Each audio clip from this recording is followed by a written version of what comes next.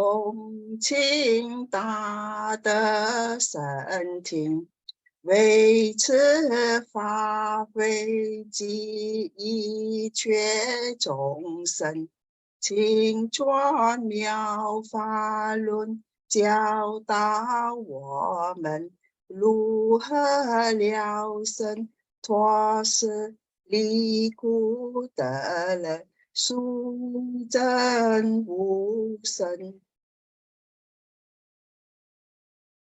View the Sangha with great virtue, out of compassion, for the sake of this assembly and all living beings.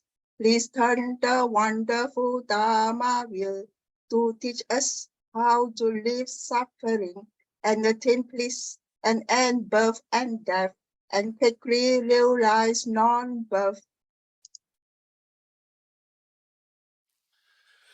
Namo tassa bhagavato arahato samma sambuddhassa. Homage to the blessed, noble, and perfectly enlightened one. Namo sadanto suceto ye alahati sanmiao sanputo che. 无上甚深微妙法，百千万劫难遭遇。我今见闻得受持，愿解如来真实义。Supreme and wondrous Dharma, subtle and profound, rarely is encountered, even in a billion eons. But now we see and hear it and accept it reverently. May we truly understand the Buddha's actual meaning. Namo, quelling disasters, lengthening life, medicine master, Buddha. Namo, quelling disasters, lengthening life, medicine master, Buddha. Namo, quelling disasters, lengthening life, medicine master, Buddha. Namo, quelling disasters, lengthening life, medicine master, Buddha. Namo, quelling disasters, lengthening life, medicine master, Buddha. Namo, quelling disasters, lengthening life, medicine master, Buddha. Namo, quelling disasters, lengthening life, medicine master, Buddha. Medicine master does come one, medicine master does come one, medicine master does come one, medicine master does come one. Buddhas, Bodhisattvas, Rebel Master, and all good knowing advisors. Sorry, excuse me. Welcome back to our exploration of the Dharma using the Medicine Master Buddha Sutra as our platform. Press the wrong button. Let me see. Let me get that back. Okay. And today we are on class 104. All right. Yes, 104. So what we're going to do today is I'm going to complete the story. So last week I wasn't prepared to share a story, but because of Saha's question, I decided to. So I'm going to do justice to the story. Actually, it's a sutra. So it's not just a story, it's a sutra. So I'm going to do justice to the sutra. And then there's also something about Saha's question, which brings up the issue of, does believing in something makes it let me say that properly. Does believing in something make it real? If you spend your whole life believing in something, does that somehow or other make it a right view? Okay, so we're going to explore that. And then we're going to go into the world of form, which is the heavens of the four dhyanas. And then today we probably have time to go into a brief description of the three the so the heaven of form has four different levels of heavens corresponding to the four different dhyanas. And we're going to go through the first one, the first dhyana heavens, which has three heavens, three different heavens in the first dhyana heaven. And then I have a very funny story about Lord Brahma, and that I definitely have to share today. Okay, so as usual, before we begin, does anyone have anything they would like to bring up to share? Any questions? You can, if you don't want to unmute your microphone, you can type it into the chat box, and at the appropriate time, I will bring it up. Okay. All right. So without further ado, okay, let's skip that. We already done that slide. Okay. So this is what we did last week. We talked about, there's this sutra or sutta called the Brahma Deva Sutta. Sutta, S-U-T-T-A, is usually how the Pali Canon or the Theravada sutras are referred to, because in Pali it is spelled or pronounced that way, sutta. Then usually for Mahayana sutras, it is spelled S-U-T-R-A, so we refer that as sutras, but it's the same word, it's just in different languages. All right, so it means the same thing. So we talked about how this Brahmin lady would every day make ritual offerings to Lord Brahma, the god that she prays to. The whole house she would sprinkle with herbs and parched corn, because I think that's the thing they do at that time. And she was very sincere.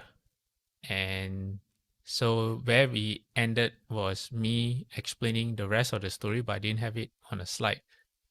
So today I'll just fast forward, jump to that particular slide. So there's this god that was observing what's going on, and his name was Brahma Sahampati. Brahma Sahampati is a god who is one of the, apart from Lord Brahma and one or two other Brahma gods, he features pretty prominently in the Buddha's journey. We won't go into that right now, but among all the Brahma gods that we mentioned in the sutras, he's I guess the most significant or the most popular, the one that appears the most. Yeah. Okay. So he sees this lady with her very sincere offerings, and he says, "Why don't I go and stir up a sense of urgency in her?" Basically, she's just wasting her time. All right. So he wants to benefit her. And one thing I didn't say is that in the beginning of this sutta, her son, this sutra is actually named after her son's name. So her son is actually named Brahma Deva. So the word Brahma here does not refer to the god Brahma, but actually the son's name. The son's name as a monk. So Brahma Deva, or Venerable Brahma Deva, to be appropriate, was already an arhat. He was successful in his living home and in his practice. And at this point, he was already a fourth stage arhat, a full-fledged arhat. And what I did not share is that in the beginning of this story, he actually came to his mother's house while going on his alms round. Okay, so so now you know that that fact. So what happened was Brahma Sahampati, okay, interesting fact, Brahma Sahampati was the god that appeared to the Buddha after the Buddha got enlightened, and the Buddha said it was really, really hard to teach the path to living beings, because how do you teach a path that you cannot, that lies beyond our reasoning, or it lies beyond what we perceive as reality. So it's very hard to it's like trying to wake someone up from a dream. You tell them they're dreaming, but they think it's real, something like that. So Brahma Sampati was the god that came and requested the teachings from the Buddha. He said there are many in this world with very little dust in their eyes. That means they are ready to awaken if the Buddha would care to teach them. So because of him, we have the Dharma. All right. So many thanks to Brahma Sampati. So he appeared in front of this lady and he said, "Far from here is the Brahma realm, madam, to which you offer a regular oblation or offerings. But Brahma doesn't eat that kind of food. Why pray when you don't know the path to Brahma?" So basically, he's knocking some sense into her. He say, "You spend all this time making these offerings almost every day or at least once a week, but these are food that Lord Brahma doesn't even eat. You know, so why are you praying when you don't know the path to Brahma? That means you don't basically you don't really understand what's going on, and you're trying your best, but you don't know the path to Brahma. You don't know how to get to where you want to go." Okay, so that's what he's trying to do. So he addresses her in verses. He says, "This Brahma Deva, madam," referring to her son, "free of attachments, has surpassed the gods. Owing nothing, providing for no other, a mendicant has entered your house for alms. He is worthy of offerings dedicated to the gods, and knowledge master evolve. He is worthy of a religious donation from gods and men." So not just from people, but as an arhat, even gods, the very gods that that she is making offerings to, those gods even make offerings to arhats.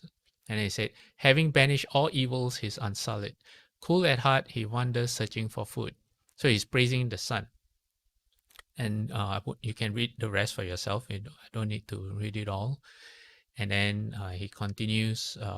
He says, so he's exhorting her to make offerings to her own son. He said, "With unwavering confidence in him, present your religious donation to one who is worthy of it." So take note of how how you say, how he phrases his language, "to one who is worthy of it," compared to even Lord Brahma. "Now that you've seen the sage who has crossed over, madam, make merit for the sake of future happiness." So if you want to achieve your goal of future happiness, is right in front of you. So with unreal confidence in him, she presented her religious donation to one who is worthy of it. After seeing the sage who had crossed over, the Brahmin lady made merit for the sake of future happiness. So Lord Brahma, even though he is a one of the higher gods, is not considered one who is worthy of offerings, because the merit that you he's not a sage. Lord Brahma is not a sage. So, all right, this brings up the how you say, I think there's a hidden message in this sutra, which is sometimes we tend to seek afar instead of seeing what's right in front of us. So like this lady, her own son, who's an arhat, is in her own house, but she continues making, it's not stated, but I think we can imply that she ignores the sun, and she continues praying to Lord Brahma, hoping to get a result that will actually never come until some sense is actually talking to her. Yeah. So this is kind of similar to what we discussed last week or 2 weeks before, about making offerings to spirits and gods, seeking their protection. But whereas if you've already taken refuge with the Buddha, as long as you practice according to the Buddha's teachings, those very same gods and spirits, and even the yakshas and the so-called fearsome or evil spirits will protect you instead. Yeah, so we tend to seek afar, but not know what's right in front of us. Okay, so let me bring up Saha's question. Okay, I thought I had it open, but let me see if I have it open. No. Okay, let me bring up Saha's question, and then okay, documents, Zoom, last week.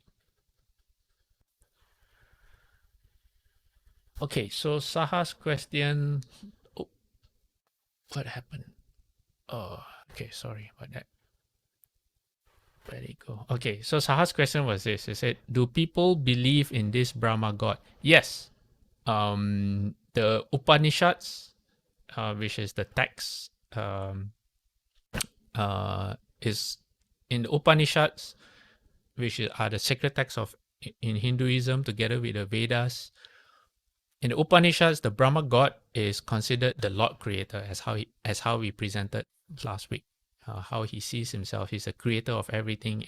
Every one of us comes from him. That's what the Upanishad states.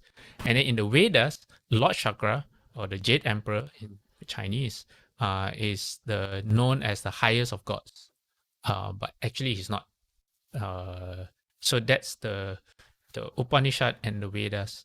And Saha's other question was this. He said, if they believe in him, do they have the chance to change their destiny if their destiny is set by the Brahma God?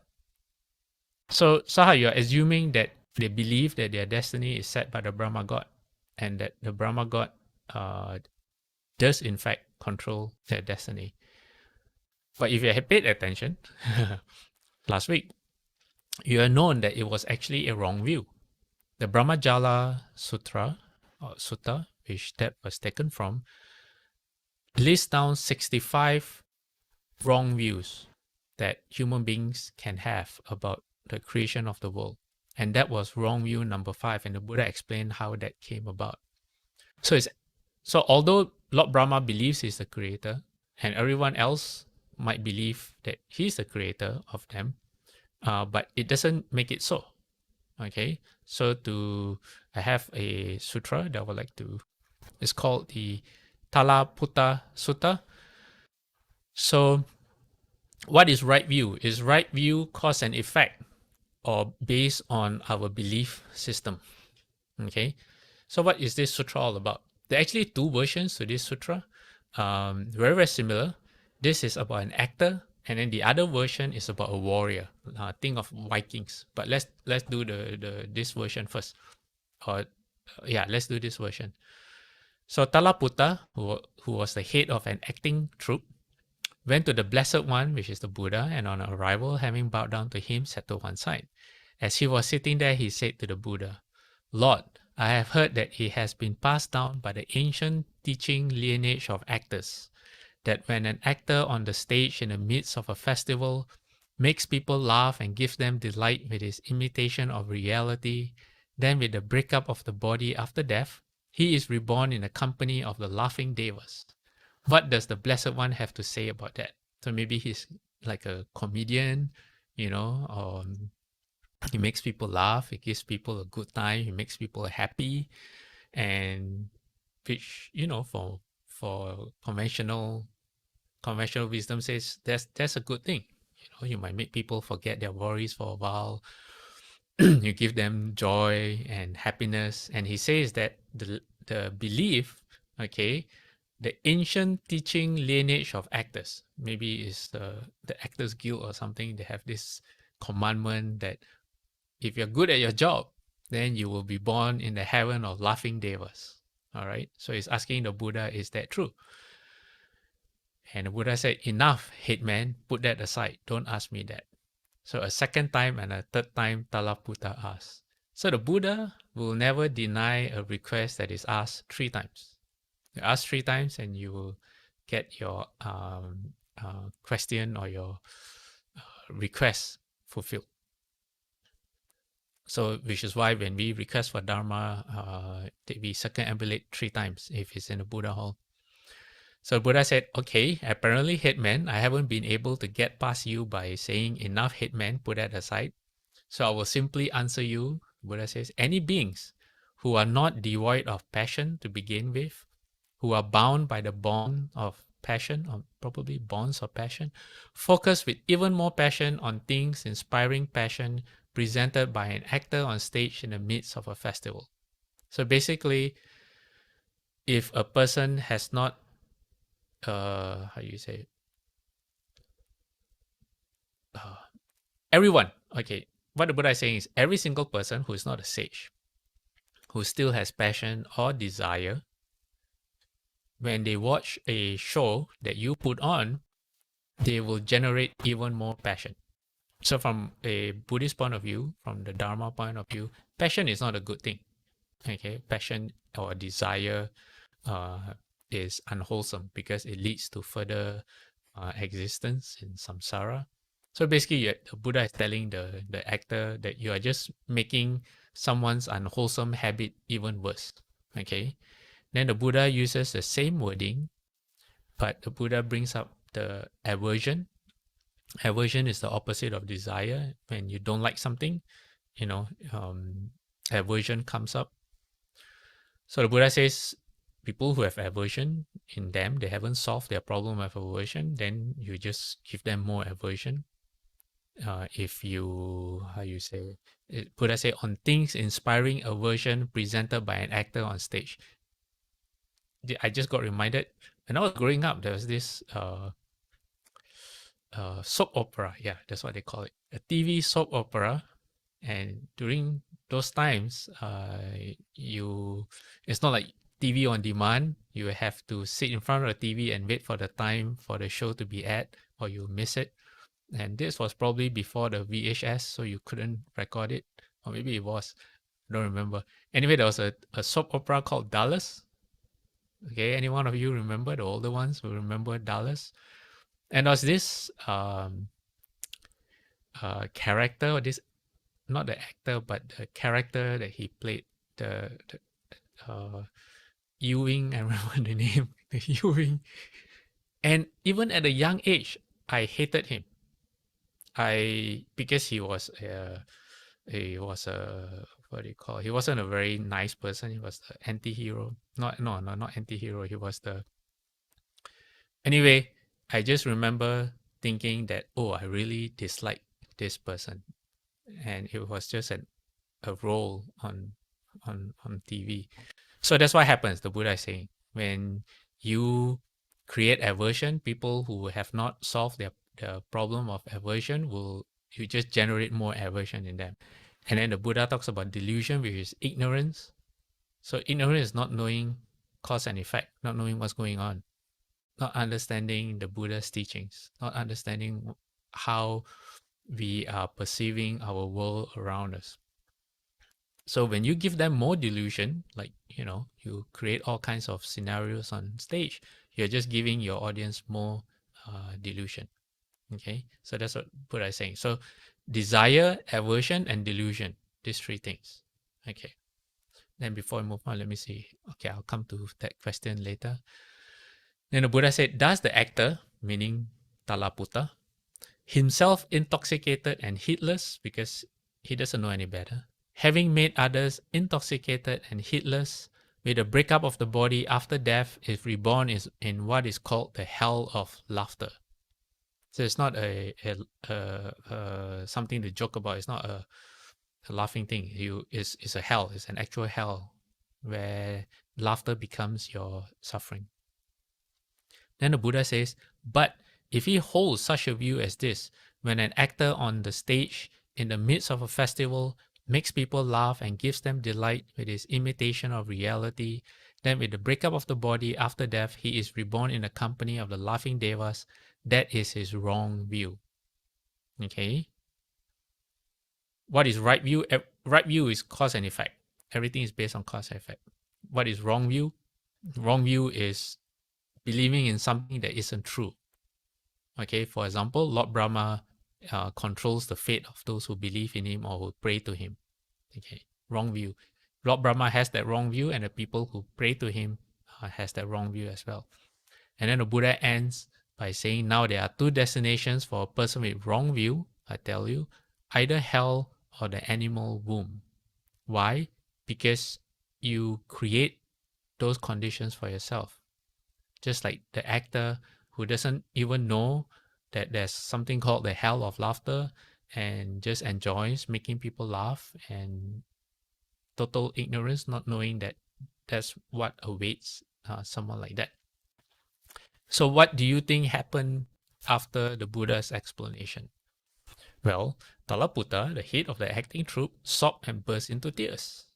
Then the Buddha said, that is what I couldn't get past you by saying enough, headman, put that aside. So the Buddha saying, that's why I didn't want to answer your question. But then Talaputta said, I'm not crying, Lord, because of what the Blessed One said to me, but simply because I have been deceived, cheated, and fooled for a long time by the ancient teaching lineage of actors. He pays his actor membership fee only to be fooled. Magnificent Lord, magnificent, I go to the Blessed One for refuge, to the Dharma, and to the community of monks. So he takes refuge in the Buddha, because the Buddha has opened his eyes and given him information and guidelines which he would otherwise never know. Okay?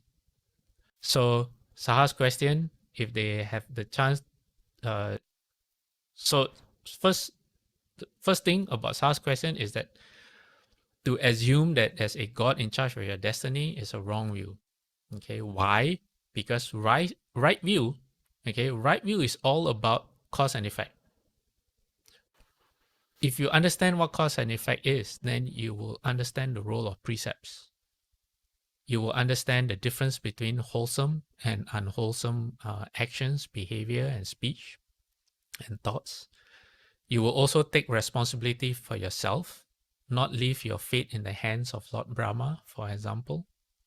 You will learn how to create right intention. And we talked about right intention because we talked about merit and blessings, remember? So that's right intention.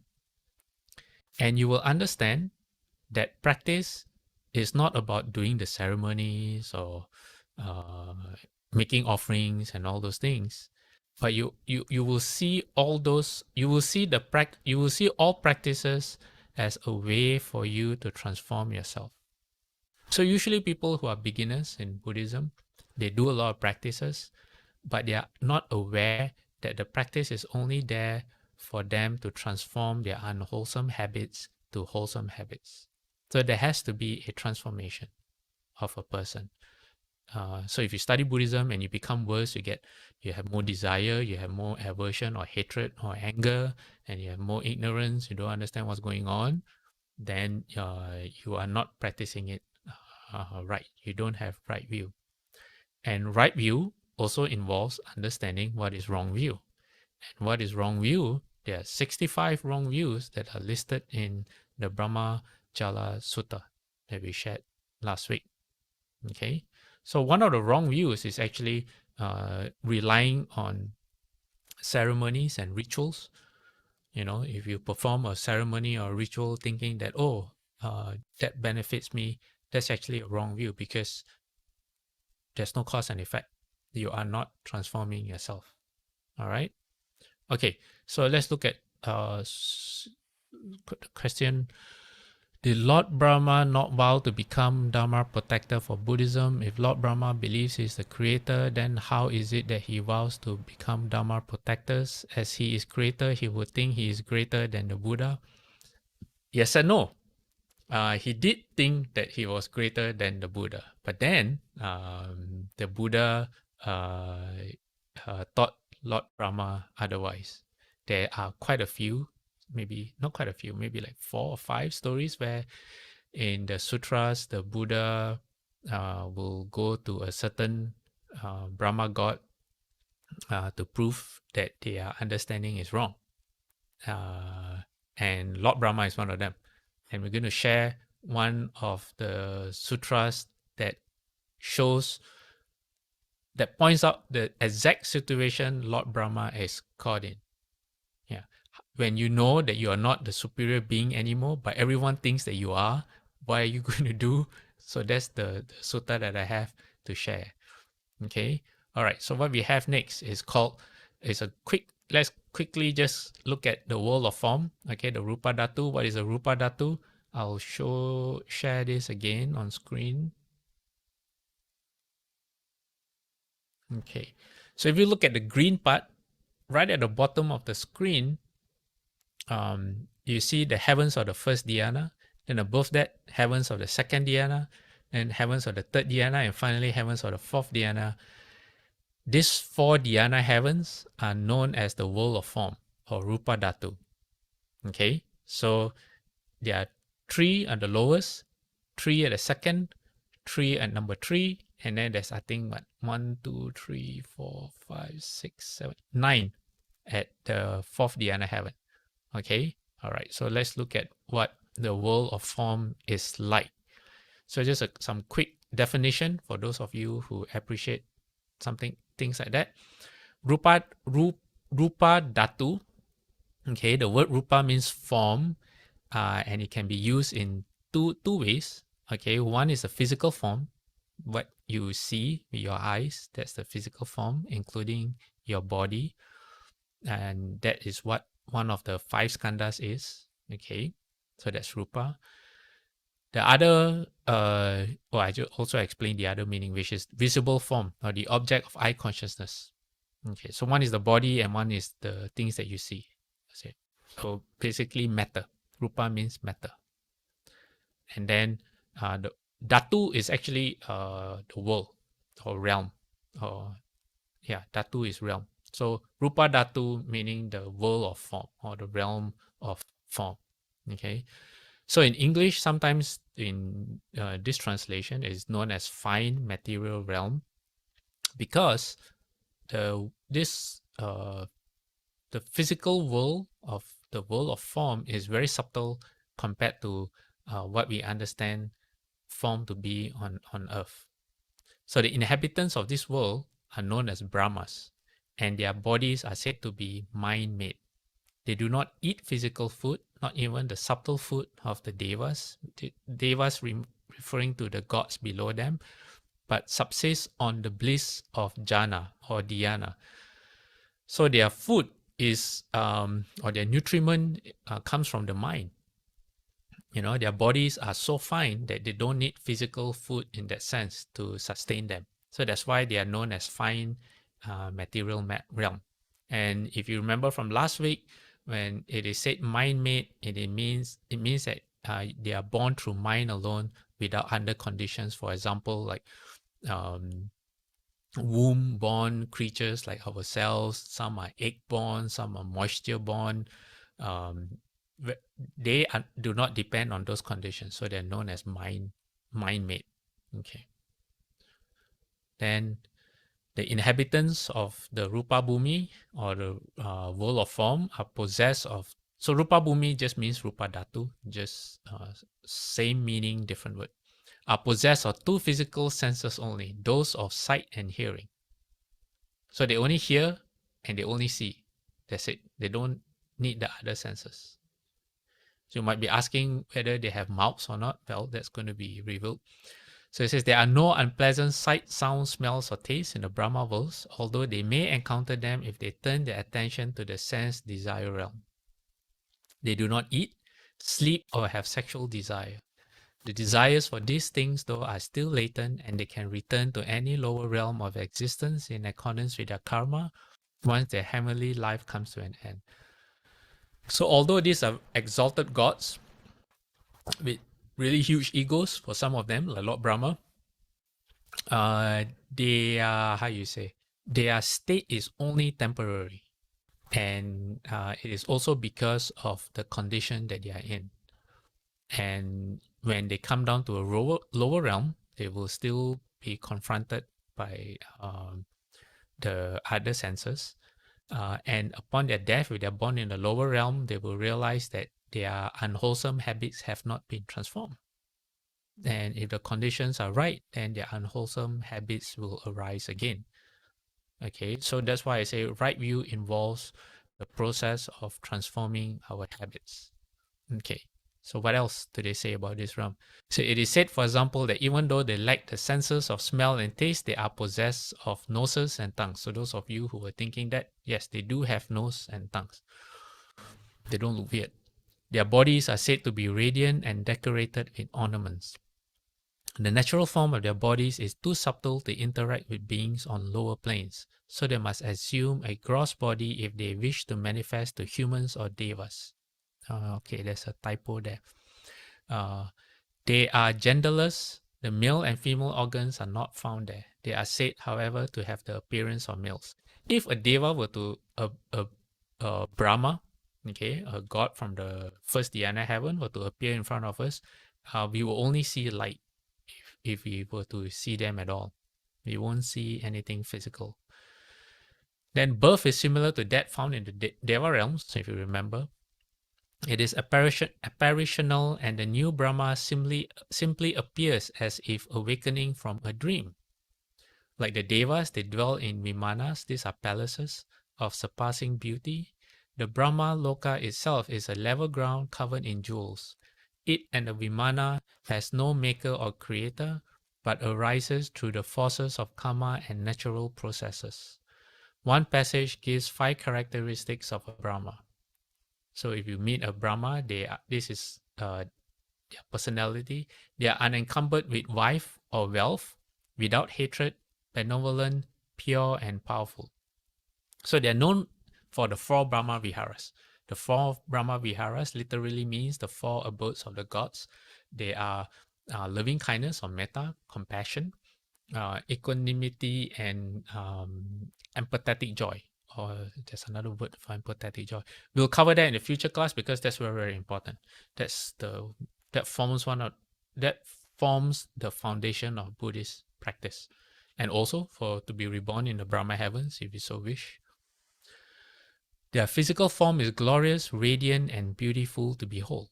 The form of a Mahabrahma is called the best of all sights and incomparable. The Devas never grow tired of beholding them. A frequently remarked upon attribute of Mahabrahmas is their luminosity. That means they shine with light. So where they are, there's no sun or moon, and their world is illuminated with their own light. They are listed along with such objects as the sun and the moon among things which shine brilliantly.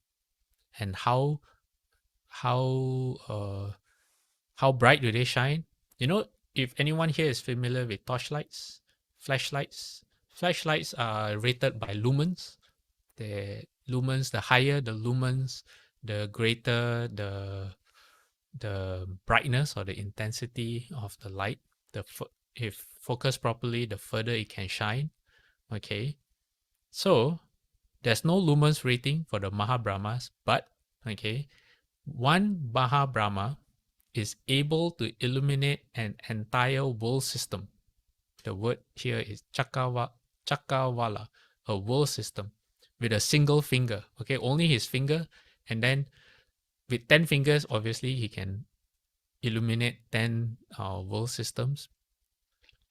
And because he's a Mahabrahma, he emits more light than because there are 3 heavens in the first dhyana world.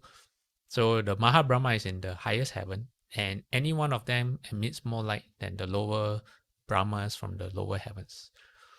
And he says, when the Mahabrahma manifests himself to beings of the plane of sense desire, which is where we are, he first appears to them as a brilliant light before he assumes a gross body which they can perceive.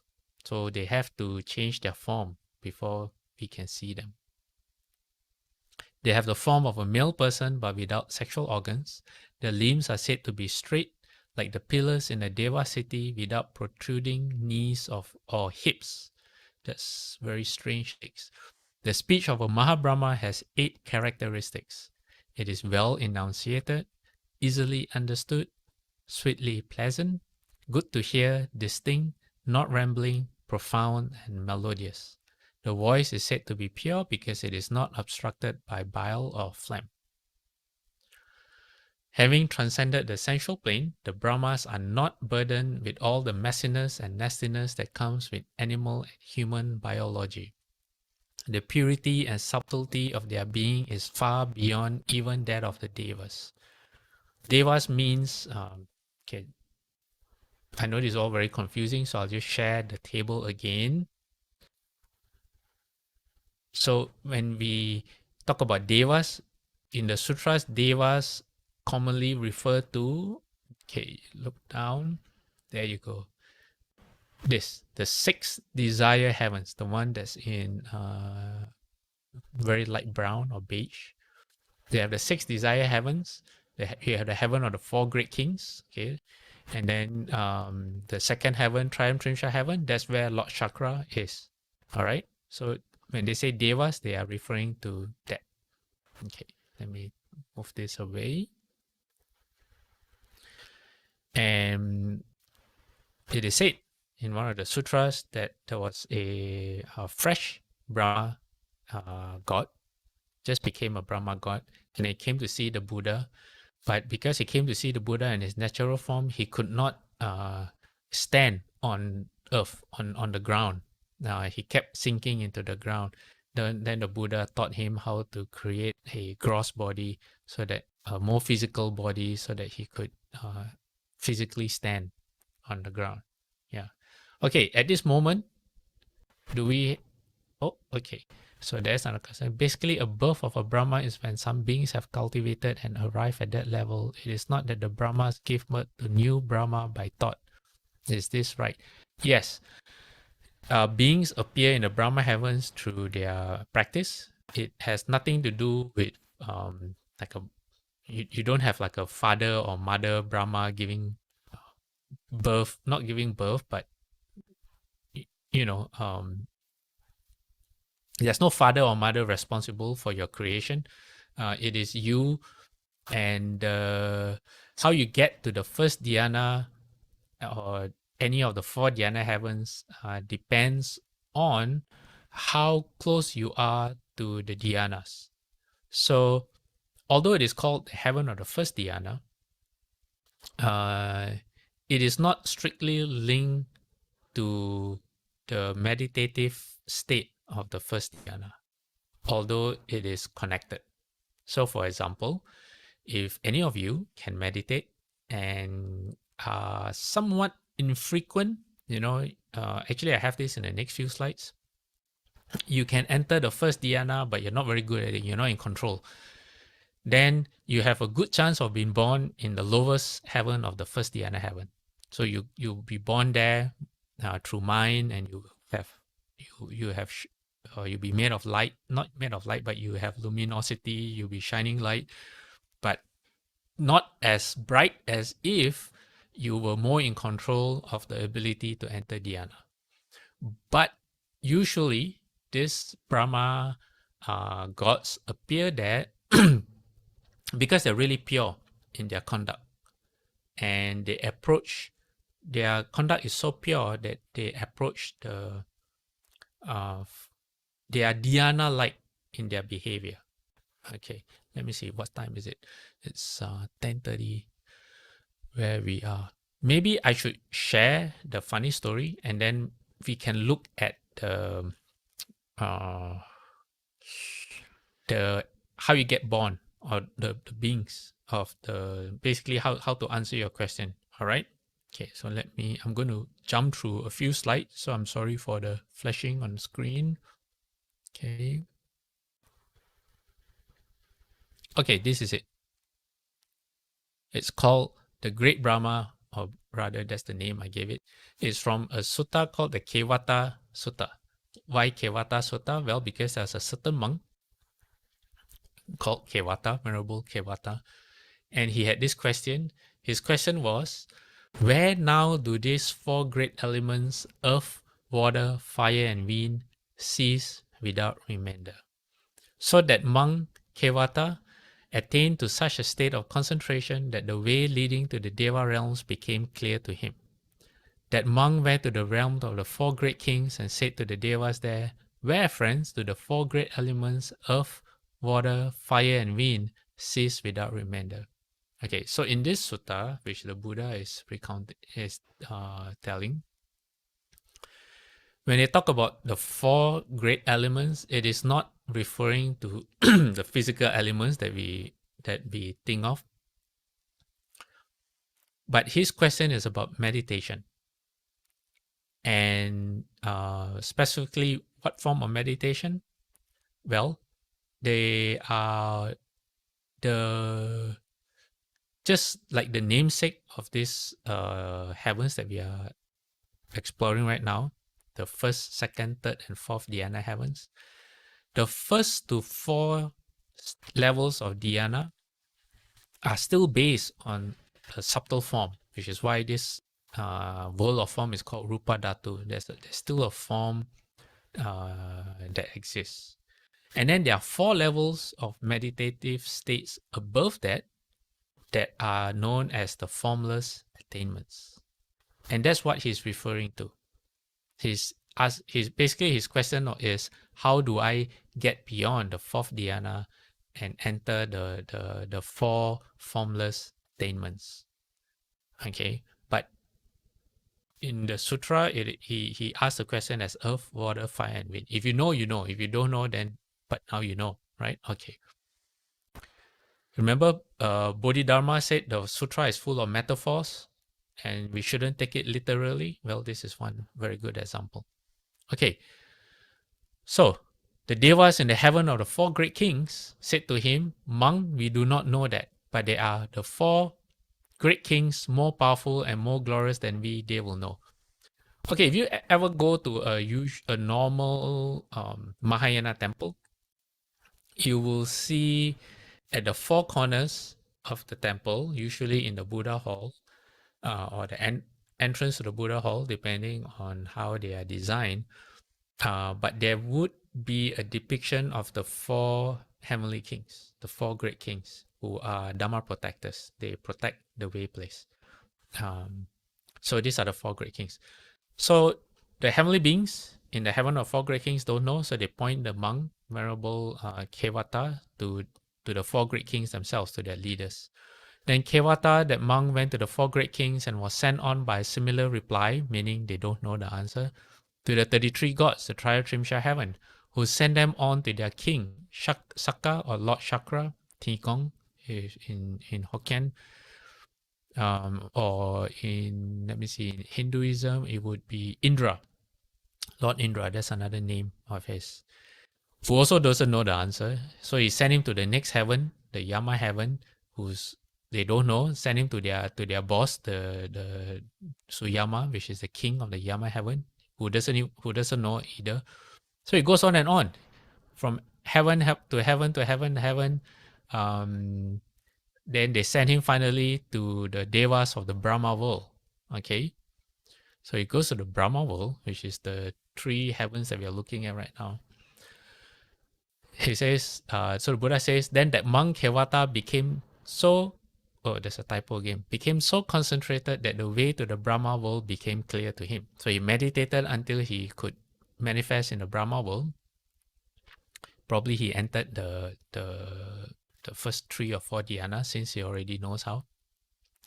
Then when he asked the same question of the devas or the retinue of Brahma, they replied, "Monk, we do not know that, but there is Brahma, the great Brahma, the supreme one, the mighty one." Look at all these titles. The all-seeing one, the ruler, the lord of all, the controller, the creator, the chief of all, appointing each to his place. The ancient of days, the father of all that is and to be. Wow. He is more powerful and more glorious than we. He will know. So they're very sure he will know. Why? Because, well, if the titles don't say it, he's the all-knowing father of all that is and is to be. So they point him to him. And so Venerable Kevata asks, where is the great Brahma now? And they said, monk, we know not when or how or why Brahma appears. Why? Because Lord Brahma doesn't answer to anyone. But monk, when the signs of his coming appear, when a light appears and a radiance shines, then he will be manifest. For that is the portent of the manifestation of Brahma, when a light appears and a radiance shines. And it was not long, Kevata, before the great Brahma became manifest. And that monk grew near to him and said, where, friend, do the 4 great elements, earth, water, fire, and wind, cease without remainder? Okay, so he finally managed to come face to face with Lord Brahma. He addresses Lord Brahma as friend, and he asks his question. What did Lord Brahma say? Lord Brahma said, monk, I am the great Brahma, the supreme, the mighty, the all-seeing, the ruler, the lord of all, the controller, the creator, the chief of all, appointing each to his place, the ancient of days, the father of all that is and is to be. So that's how he answered. Then that monk said to Brahma, I did not ask you, friend, as to whether you were indeed all that you now say, but I asked you where the four great elements, earth, water, fire, and wind cease, and cease without remainder. Okay, then again, Kevata, Brahma gave the same reply, and that monk, yet a third time, asked his question to Brahma as before. So Brahma basically evaded his question 3 times. Then what happens next? Then the great Brahma, okay, this is where all your imagination comes into play. All right. The great Brahma took that monk by the arm, led him aside, and said, these devas of the retinue of Brahma, meaning his retinue, monk, believe that there is nothing I cannot see, nothing I have understood, nothing I have not realized. Therefore, I gave no answer in their presence. Then he said, he revealed the truth. I do not know, monk, where those four great elements, earth, water, fire, and wind, cease without remainder. Therefore, you, monk, have done wrong, have acted unwisely in ignoring the exalted one, meaning the Buddha. Go now, return to the Buddha, ask him the question, and accept the answer he gives you. Meaning he scolds the monk. Say, you ask me this question in front of my whole retinue, they expect me to know, but I don't really know. And in the first place, why have you come to me? You should have gone to the Buddha first. He's your teacher, not me. Okay. So then Kevata, that monk, as quickly as a strong man could stretch or flex his arm, vanished from the Brahma world and approached me, paid homage to me, the Buddha speaking about himself, and sat down to one side, seated. Then he asked the Buddha the question. And then Kevata answered him thus. Oh, wait. Kevata. Yeah, I think the Buddha is talking to Kevata. He said, long ago, monk, when seafaring traders were setting sail on an ocean voyage, they took with them a land-sighting bird. And when the ship got out of sight of the shore, they would let the land-sighting bird free. So the Buddha is giving Venerable Kevata a metaphor, simile. Said such a bird will fly to the east and to the west and to the south and to the west and to the north, to the zenith and to the intermediate points of the compass, meaning the bird will fly everywhere and up and down and all around. And if anywhere on the horizon it caught sight of land, it would fly there. But if we're all around, no land were visible, it will return to that ship. So the sailors were pretty smart. They will take a bird, poor bird will fly, and when the bird realized there's no escaping, it will fly back to the ship. In the same way, after failing to get an answer to this question, even after searching as far as the Brahma realm, you return to me. Mendicant, this is not how the question should be asked. Sir, where do these four primary elements cease without anything left over, namely the elements of earth, water, fire, and air? So Buddha is saying, well, after all your effort, you are actually asking the wrong question. The answer you are seeking, you should ask the right question. And the Buddha said, this is how the question should be asked. Where do water and earth, fire and air find no footing? Where do long and short, fine and coarse, beautiful and ugly, where do name and form cease with nothing left over? So Buddha, basically the question is asking, where do the skandhas end? Where does my perception of reality stop? How do I go beyond that? Where does discrimination end? Yeah. So the Buddha says, and the answer to that is, okay, wait, hold on, let me go back. So this monk, okay, is asking about how to go beyond the four form dhyanas, okay? But the Buddha is using his foundation for asking the question, rephrasing it and pointing him towards the actual goal, which is where even the dhyanas don't matter. That means going even beyond that. Is the Buddha has taken his question and gave it a deeper meaning, which is the ultimate meaning, which is how do I end birth and death? All right? Okay. And the answer to that, the Buddha basically answers his own question, is infinite consciousness, invincible, radiant all around. That's where water and earth, fire and air find no footing. And that is where long and short, fine and coarse, in other words, the discriminating mind, beautiful and ugly, that's where name and form cease with nothing left over. With the cessation of consciousness, that's where they cease. So if you are familiar with the 12 condition links, 12 condition links is a way of explaining our conditioned existence.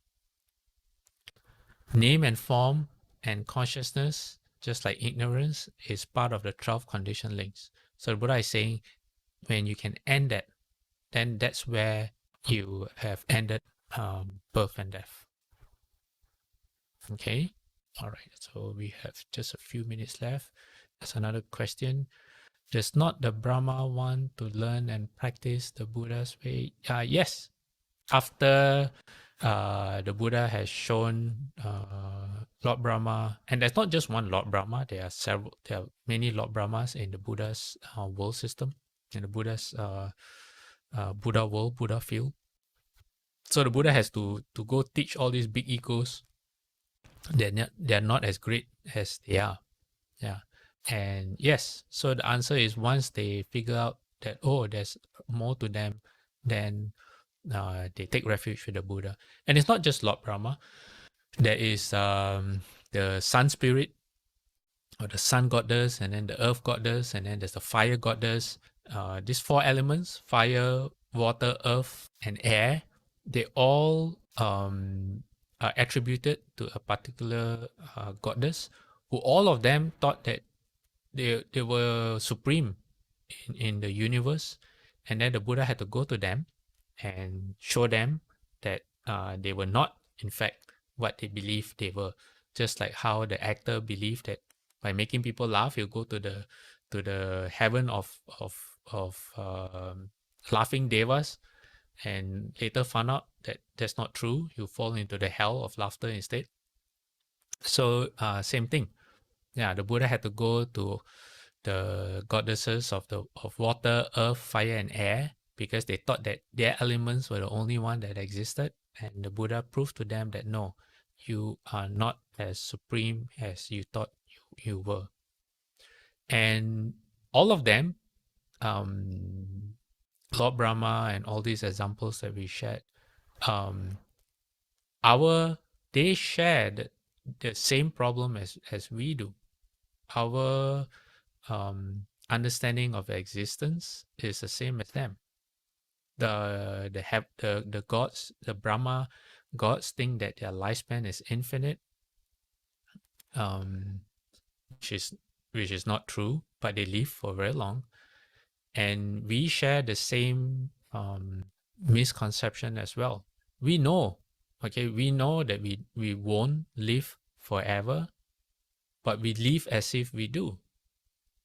We do not live as if we know our time is coming up. We know it's coming up, but it's not going to be today, it's not going to be tomorrow, it's going to be sometime in the future. And that time in the future always stays in the future. So for example, when the Buddha as a prince, and he met the three messengers of old age, sickness, and death, I think that's just a very eloquent or romantic way of saying that the Buddha realized his immortality. His mortality, sorry. Did I say it wrong? Basically, the Buddha realized that he too one day, if he did not find an answer, he would also be subject to death, old age, and sickness. No one escapes that. And it hit him really hard.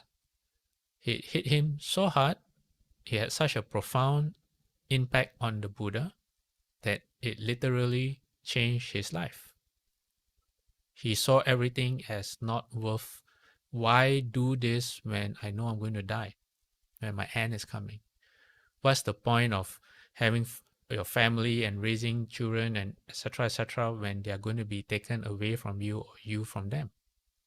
So I said, why don't I find a solution? Since I'm going to lose everything anyway, including what I think is me, why not use it to see if I can find a solution? And if I can, then I can come back and save the people that I care for. So we know about old age, sickness, and death, right? Who doesn't know all those things? But has it, how you say, penetrated our consciousness to the same degree or to any degree, like just like the Buddha? So that's a component of right view, actually. So there are two components of right view. One is mundane right view, which is understanding about cause and effect and the Buddha's teachings. And then there's something called transcendental right view, which is you actually see the first noble truth. So transcendental right view is the four noble truths become your existence, meaning you see everything as suffering. You see existence itself as suffering. So before that, we can see glimpses of that in our everyday lives, in our very existence itself, because we choose not to most of the time.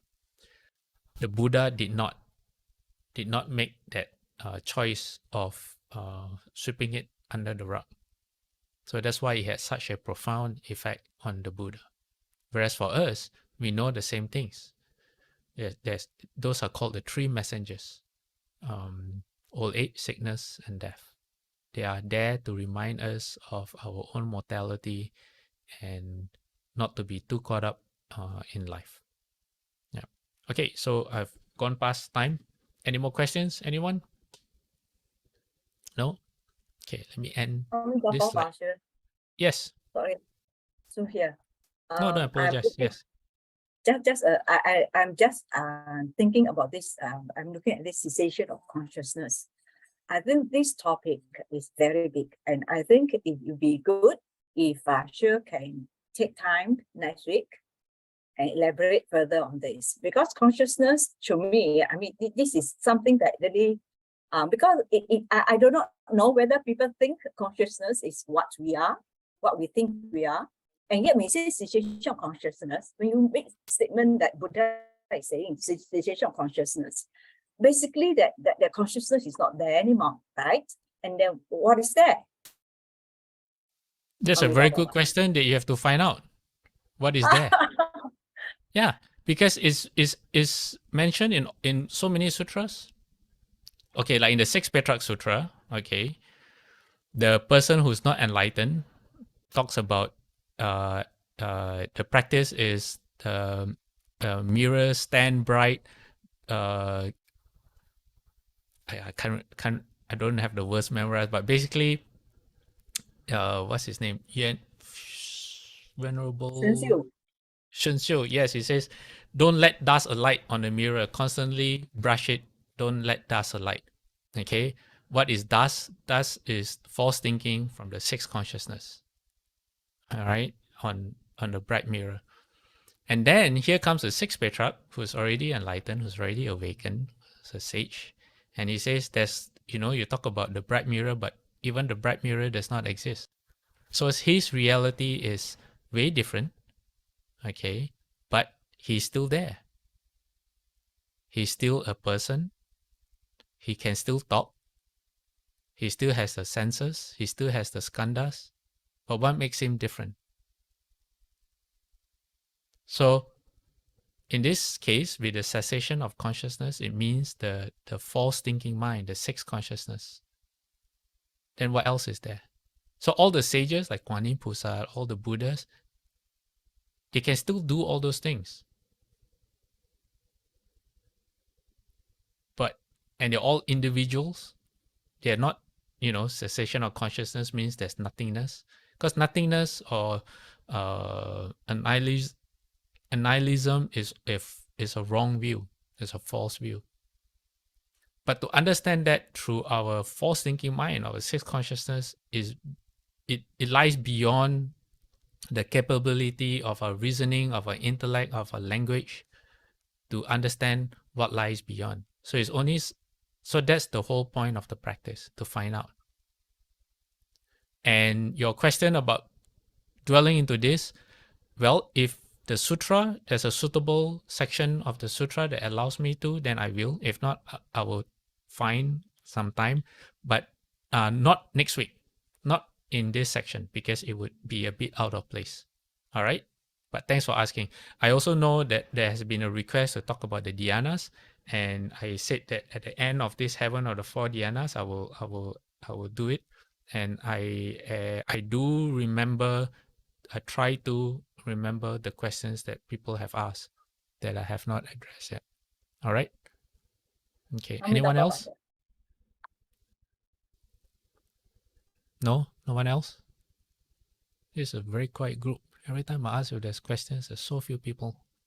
Okay, let me end this slideshow. I really hope more people will ask questions. It can be anything on the Dharma. It doesn't have to be connected to the Sutra. Okay, because like I said before, your questions make the Dharma come alive. So anytime you're not sure about the Dharma or the teachings, write it down, then come Sunday evening and then ask me, please. Okay, dedication of merit. May every living being, our minds as one and radiant with light, share the fruits of peace with hearts of goodness, luminous and bright. If people hear and see how hands and hearts can find in giving unity, may our minds awake to great compassion, wisdom, and to joy. May kindness find reward. May all who sorrow leave their grief and pain. May this boundless light dispel the darkness of our endless night. Because our hearts are one, this world of pain turns into paradise. May all become compassionate and wise. May all become compassionate and wise. Okay, let's do 3 bows to the Buddha. Second bow. Third bow. Half bow. Bowing respect to the Venerable Master. Second bow. Third bow. Half bow. Okay, we'll see you next week. Please come with questions. Amitofo. Thank you, Dharma Master. Cảm ơn Pháp Sư.